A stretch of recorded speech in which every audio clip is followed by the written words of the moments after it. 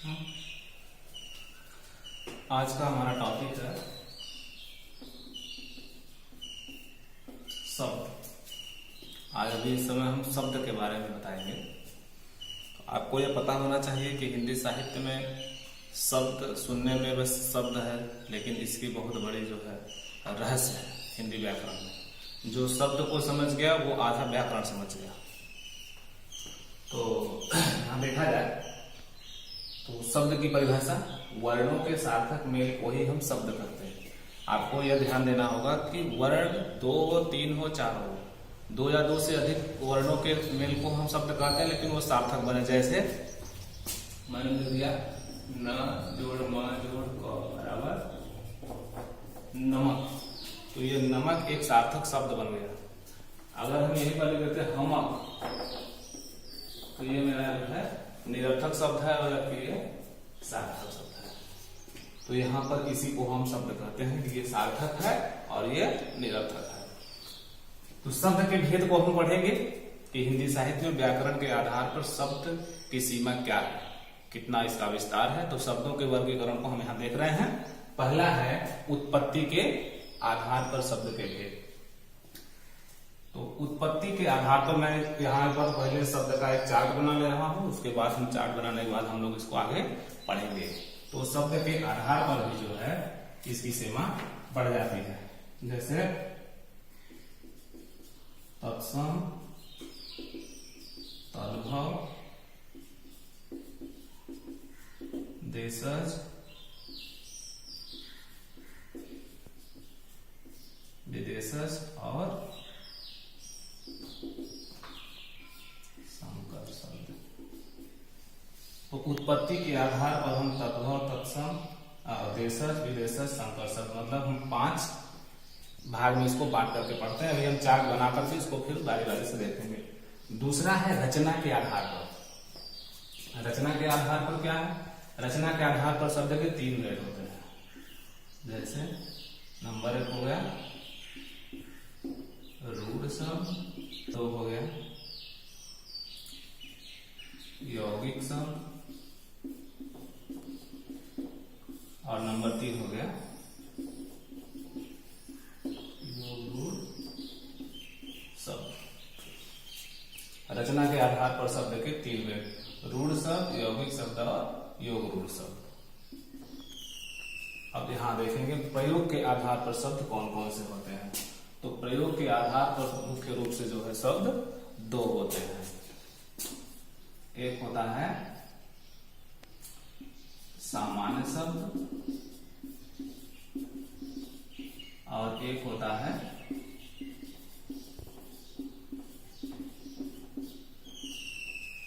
प्रयोग के आधार पर शब्द कितने हो गए? सामान्य और तकनीकी शब्द 2। अब हम अर्थ के आधार पर देख लेंगे। तो अर्थ के आधार पर भी विभिन्न प्रकार के शब्द को जो है वर्गीकरण यहाँ पर हम कर रहे हैं। जैसे नंबर 1 हो गया और अनेक शब्दों के लिए एक शब्द।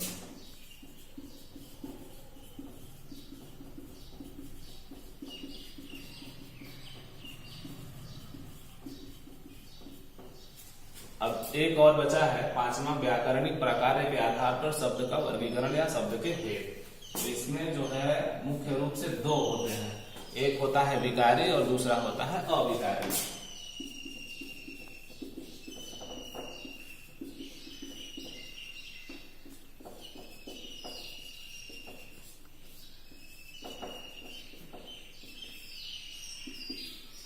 अब विकारी शब्द को भी हम और विभाजन किया गया है हिंदी साहित्य में, इसको भी थोड़ा सा देख लिया जाए।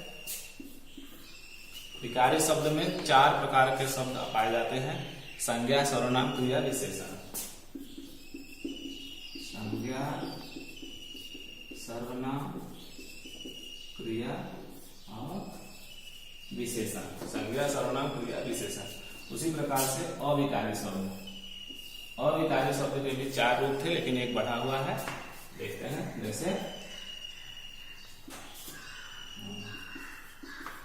क्रिया विशेषण, संबंध बोधक, संचय, बोध और पांचवा है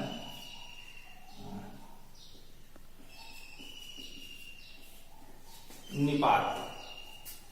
तो ये मेरा जो है शब्द के भेद का जो है एक चार्ट बनेगा।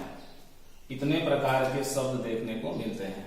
आपको मैं बताऊं कि पहले लोग शब्द के परिवार को पढ़ते थे तो शब्द का जो है उसका अंत में जो भाग आता था, चरणांत आता था, उससे शब्द आता था। जैसे नमक, नमक तो क से क म ल बनाते थे और ल से भी ल ह र बनाते थे। और फिर कुछ समय चल के आगे जो है उसके पश्चात देखा गया कि पर्यायवाची के आधार पर शब्द के परिवार को बढ़ाया गया।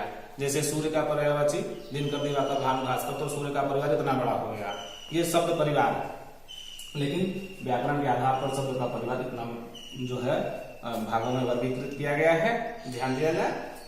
आपको मैं बताऊं कि जो शब्द को समझ गया वो आधा व्याकरण समझ गया। इसलिए इस टॉपिक को जो है हल्के में नहीं ले, इसके प्रति संवेदनशील रहें और इसको देखा जाए। तो ये 5 प्रकार के जो है शब्द और उसके परिवार इस तरह से उसके भाग जो है बढ़ते गए हैं। अब इसको थोड़ी संक्षिप्त जानकारी देखा जाए। ध्यान रखें, ये है तत्सम शब्द। संस्कृत भाषा के शब्द जो हिंदी साहित्य में ज्यों का त्यों लिखा जाता है। खासकर इसको पहचानने का ट्रिक है, जो आधे अक्षर में होते हैं वो जरूर तत्सम ही होते हैं। जैसे अभी मैं लिखूं कार्य, श्रम या दूध, ऐसे शब्द हिंदी साहित्य में जो पाए जाते हैं उसको हम तत्सम कहते हैं। और यही शब्द को अगर हम ऐसे लिख दें, काज और दूध और नींद, तो ये शब्द जो है तद्भव पाया जाता है। और ये है देशज शब्द। देशज शब्द क्या होता है? जैसे पगड़ी, खिचड़ी, लोटा, ये सब जो है देशज शब्द।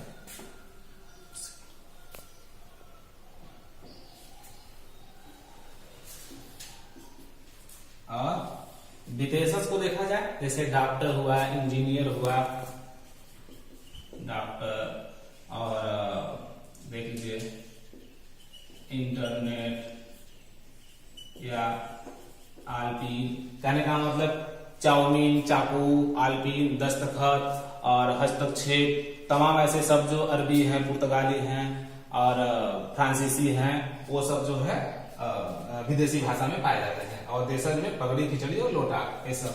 और संकर शब्द को देखा जाए, जो ऐसे शब्द जो 2 जगह से मिल गए हैं, 2 भाषाओं के शब्द जो है या 2 देशों के भाषाओं को मिलाकर तीसरा शब्द कोई बन जाता है, एक शब्द बन जाता है, उसे हम संकर शब्द कहते हैं। जैसे अभी मैं कह दिया मोटर। मोटर जो है ये अंग्रेजी शब्द है। और एक हम कह देते हैं गाड़ी, तो ये हो गया मोटर गाड़ी या रेल गाड़ी। टिकट, घर, घड़ी, साज, तो ऐसे शब्द जो है 2 भाषाओं के 2 देशों के हैं। अब यहां पर हम देते हैं रूढ़ शब्द। ऐसे शब्द जो जिनका तो अपने आप में स्वतः पूर्ण रूप होता है और उसका अर्थ होता है, उसे हम रूढ़ शब्द कहते हैं। लेकिन अगर उन्हीं शब्दों को तोड़ दिया जाए, खंडित कर दिया जाए, तो उसका जो है उसका शब्द का अर्थ नहीं बनता है। जैसे अभी मैंने यहाँ पर लिख दिया है दूध।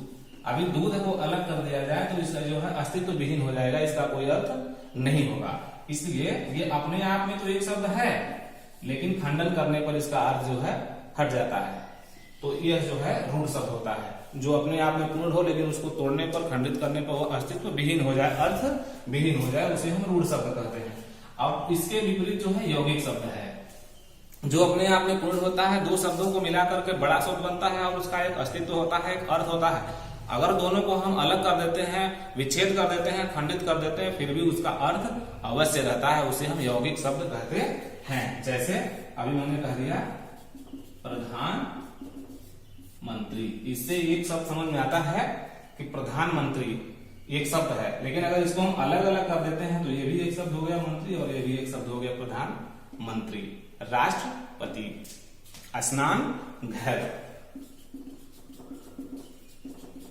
तो ये स्नान अलग भी हो जाएगा, घर भी अलग हो जाएगा, दोनों का अस्तित्व बना रहेगा।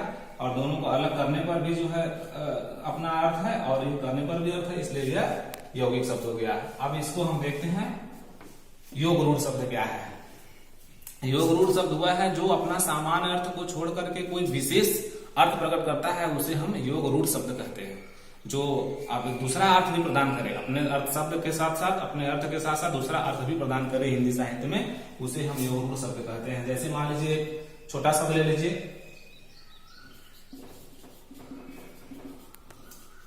पीतांबर, पीले वस्त्र वाले अर्थात कन्हैया जी। तो यह पीतांबर जो है जिसकी ओर संकेत कर रहा है कृष्ण जी की ओर। दूसरा शब्द है मान लीजिए पंकज, पंक जोड़ ज बराबर कीचड़ में कमल। तो ये पंकज शब्द और पीतांबर शब्द क्या है, ये योग रूढ़ शब्द है जो विशेष अर्थ प्रकट कर रहा है। तो ये हो गया रचना के आधार पर। अब आइए प्रयोग के आधार पर देखा जाए सामान्य शब्द। सामान्य शब्द का मतलब हुआ प्रयोग के आधार पर कि जो सामान्य हम आम बोलचाल में पूरे देश में साहित्य में मतलब जो स्थान है, वस्तु है, कमरा है, कक्षा है, कपड़ा है, लुंगी है, धोती है, चावल है, चीनी है। तो ये क्या हो गया, सामान्य हो गया। और ये है तकनीकी शब्द, जो आजकल जो है इंटरनेट हुआ, सॉफ्टवेयर हुआ और गूगल हुआ, व्हाट्सएप हुआ, ये सब जो क्या हो गया, तकनीकी हो गया। ठीक है, तो ऐसे शब्द क्या हो गए, तकनीकी हो गए, जो आजकल जो है आधुनिक समय में देखने को मिलता है। अर्थ के आधार पर एक अर्थी शब्द पहला देखा जाए जो एक ही अर्थ प्रकट करे, जैसे खिड़की और किवाड़। खिड़की, किवाड़ और बिल्ली, ये सब जो है ऐसे प्रकार के जो शब्द होते हैं एक ही अर्थ प्रकट करते हैं। कुछ ऐसे शब्द होते हैं जो अनेक अर्थ स्पर्श करते हैं, जैसे ये हुआ एक ही शब्द है लेकिन जो है अनेक अर्थ को प्रकट करता है। वहां पर जो है जैसे मैं एक लिख दूं यहां पर शोर और सौ और अथवा है और, तो ये जो है दूसरा दो शब्द जो है एक तरह है अनेक अर्थ प्रकट कर रहे हैं। तो ये हम अभी देख रहे थे अनेकार्थी शब्द। तो वो जो शोर और है वो जो है मुझे निकल गया, ये संस्कृत भिन्नार्थक शब्द में वो आते हैं। लेकिन अभी हम अनेकार्थी शब्द को देख रहे थे। अनेकार्थी शब्द जो एक शब्द जो है अनेक अर्थ प्रकट करे, जैसे मैंने लिख दिया यहाँ पर कर। कर का मतलब हो गया टैक्स, हाथ और क्रिया। एक कर है लेकिन इसका टैक्स भी होता है, हाथ भी होता है और क्रिया भी होता है। और इसी तरह से मान लीजिए दूसरा देख लीजिए पर का होता है लेकिन, लेकिन भी होता है, पंख भी होता है, किंतु भी होता है, ऊपर भी होता है। तो ये हो गया अनेकार्थी शब्द। अब इसी के बाद आइए हम यहाँ पर देखते हैं, मान लीजिए समानार्थी शब्द, जो ऐसे शब्द कई शब्दों का समूह जो एक ही अर्थ प्रकट करे, जैसे पर्यायवाची शब्द दिनकर का, दिवाकर का, भानु का, भास्कर का, जो अर्थ जो है एक ही होता है सूर्य। तो ये हो गया समानार्थी शब्द। और एक होता है विलोम शब्द, जो उल्टा अर्थ बताया, हमेशा विपरीत परिस्थिति में हमेशा जो है एक दूसरे का अर्थ स्पष्ट हो, उसे हम विलोमार्थी शब्द कहते हैं। जैसे अभी मैंने लिख दिया यहाँ पर सूक्ष्म का विलोम जो है क्या हो गया, सूक्ष्म का स्थूल, आय का व्यय, तो ये विलोम हो गया। तो सामान्य चीज है, इसको आप लोग जानते होंगे। हाँ, अभी जब हम आपसे बात कर रहे थे शोर और सौ और वो जो है संस्कृति भिन्नार्थक के शब्द है। यहाँ पर आपको बता दें, जैसे और का मतलब तरफ या किनारा हो गया, और का मतलब अन्य या कुछ दूसरी चीज हो गई। तो ये संस्कृति जो है भिन्नार्थक शब्द हुआ, जो 6वें नंबर पर आता है। तो ये अब 5वां जो है ये बचा हुआ व्याकरणिक प्रकार के आधार पर जो विकारी और अविकारी शब्द होते हैं। तो विकारी शब्द क्या है, संज्ञा, सर्वनाम, क्रिया, विशेषण। संज्ञा को आप जान ही रहे हैं कि प्रत्येक वस्तु के नाम को संज्ञा कहते हैं, और संज्ञा के स्थान में प्रयोग करने वाले शब्द को हम सर्वनाम कहते हैं। और जिस शब्द से किसी कार्य का करना होना पाया जाए उसे क्रिया कहते हैं। और विशेषण जो संज्ञा सर्वनाम की विशेषता बताए उसे विशेषण कहते हैं। अब आई बात अविकारी शब्द की। अविकारी शब्द में क्रिया विशेषण, संबंध बोधक, समुच्चय बोधक और निपात। तो और आता है जिसको हम कहते हैं विस्मयादि बोधक। तो क्रिया विशेषण जो शब्द कार्य की विशेषता बताए, वह धीरे धीरे जा रहा है, खरगोश तेजी से दौड़ रहा है, तो यह संबंध बोधक। भिखारी पेड़ के नीचे खड़ा है, काके की जहां स्पष्ट होता है वहां पर संबंध बोधक होता है। समुच्चय बोधक, जो शब्द जो है दो शब्दों को जोड़ने का कार्य करते हैं युग्म शब्द, उसे हम समुच्चय बोधक कहते हैं। जैसे राम गा रहा था और नाच रहा था, नौकर आया लेकिन दूध नहीं लाया, तो लेकिन शब्द जो है वो समुच्चय बोधक। और विस्मयादि बोधक शब्द जहां पर हर्ष शोक क्रीड़ा हो, जैसे उफ बहुत गर्मी है, तो यहाँ उफ शब्द लगने के बाद क्या हो जाएगा, विस्मयादि बोधक लग जाएगा। और ये निपात क्या होता है, भी और ही, कि पापा के साथ मैं भी जाऊंगा, तो ये जो भी और ही, तो ये सब जो है ये निपात होते हैं। तो और समश्रुति भिन्नार्थक शब्द को जो 6वें नंबर पर आता है, उसका मैं आपको बताऊं कि एक समान सुनाई देने वाले शब्द हों लेकिन फिर भी उसके अर्थ भिन्न हो, उसे हम समश्रुति भिन्नार्थक शब्द कहते हैं। जैसे अभी मैंने यहाँ पर लिख दिया दिन और एक लिख दिया दिन, तो ये दिन का मतलब हो गया गरीब और दिन का मतलब दिवस, और ओर का मतलब किनारा या तरफ या और का मतलब अन्य। तो इस प्रकार से शब्द के इतने जो है विस्तार में हमने वर्गीकरण को देखा, शब्द की परिभाषा और अर्थ को समझा और इसके जो है वर्गीकरण को देखा। मुझे उम्मीद है कि समझ में आया होगा। बाकी का जो टॉपिक है या विषय है वो अगले क्लास में देखेंगे।